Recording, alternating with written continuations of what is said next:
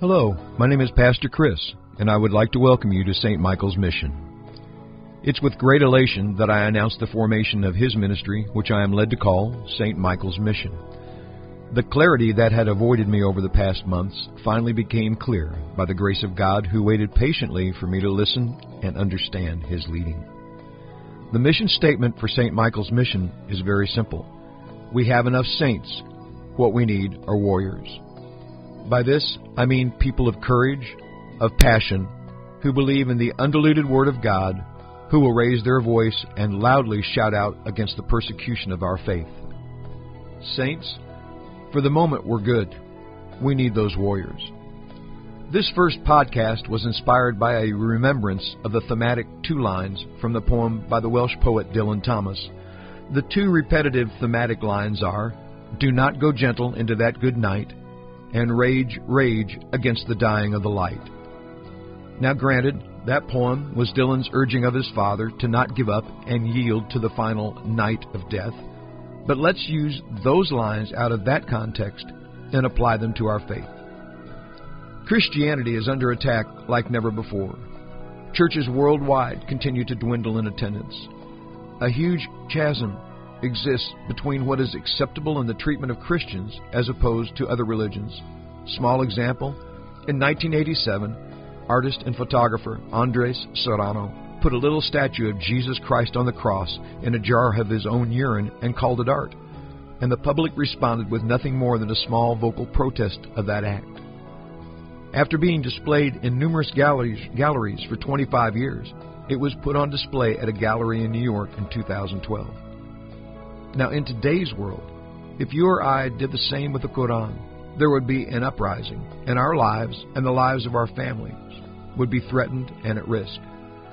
We would be paraded before the world by the media and called racist and bigoted. Politically and socially, Christianity is an oppressed religion. If you're a Christian with conservative values, one who believes and supports and stands by our Constitution, who takes the Word of God as it is written and does not change it so it will fit your particular agenda, who does not support nor recognize same-sex relationships or marriage, you are considered a bigoted racist. For example, and you're all familiar with this one, if you own a business and refuse to bake a cake for a same-sex couple's wedding, you're taken to court and your business ruined. If you bring up strict immigration reform or suggest strict laws to govern that illegal flow of immigrants, you are a bigoted racist.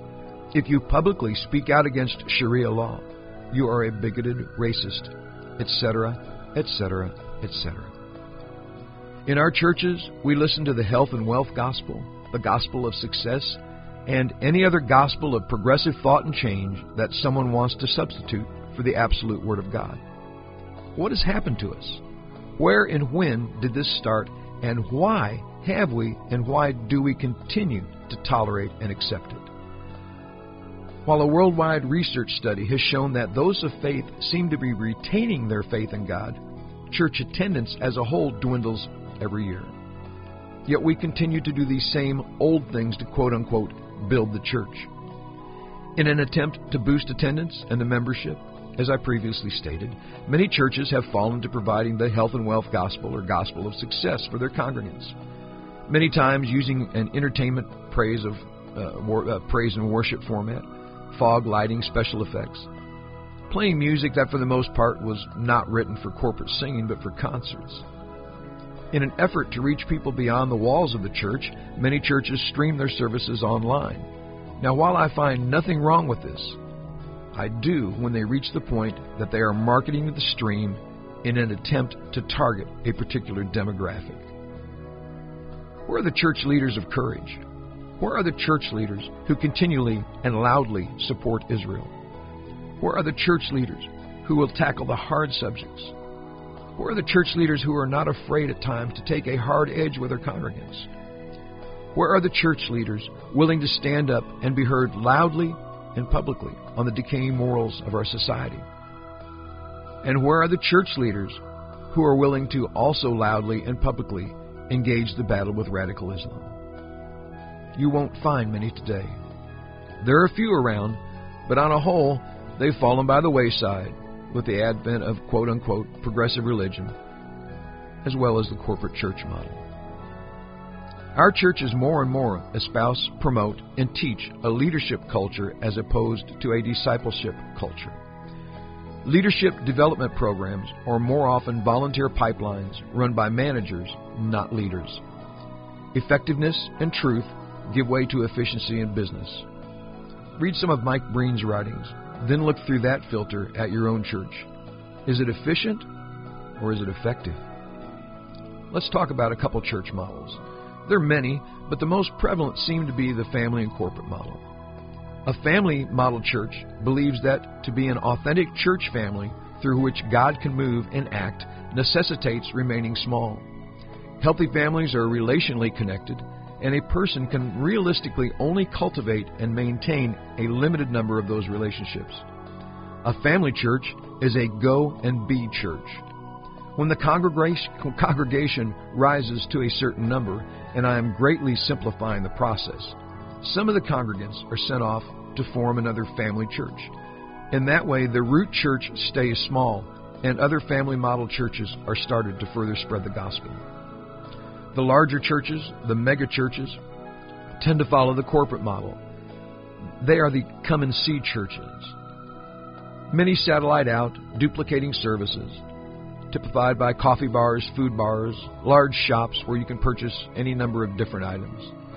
They market the content of the pulpit message, the music, and the stream to whatever demographic they are attempting to target. Basically, they more resemble a Walmart than a church. Yes, they have small groups and sub-ministries in an attempt to stay relationally attached. But the problem many times boils down to this. Once the beast has been created, again the beast being a large or megachurch, it must be fed. With a dwindling or constantly traveling congregational pools, these churches have to rely more and more on marketing to keep the food coming in to feed the beast. Some more strictly parse their messages so that it appeals to more and more of the new style Christians of progressive thought and politics. It is a continual downhill spiral of the Word of God. We're good on saints for a while. We need people who will stand against the persecution we endure for our beliefs in the undiluted Word of God, against the coming tide of radical Islam, against the persecution for our undying support of Israel, the epicenter of Judaism and Christianity, against the persecution and continual progressive political support that enables these attacks on us as Christians by others. We need warriors for Christ. In most cases, when you become that warrior, you're going to stand alone. You will be the only shining beacon in the world of darkness. You will need all your courage and, above all, that true and unwavering faith in our God. Become the warrior. We have enough saints. This is Pastor Chris. God's blessings to all.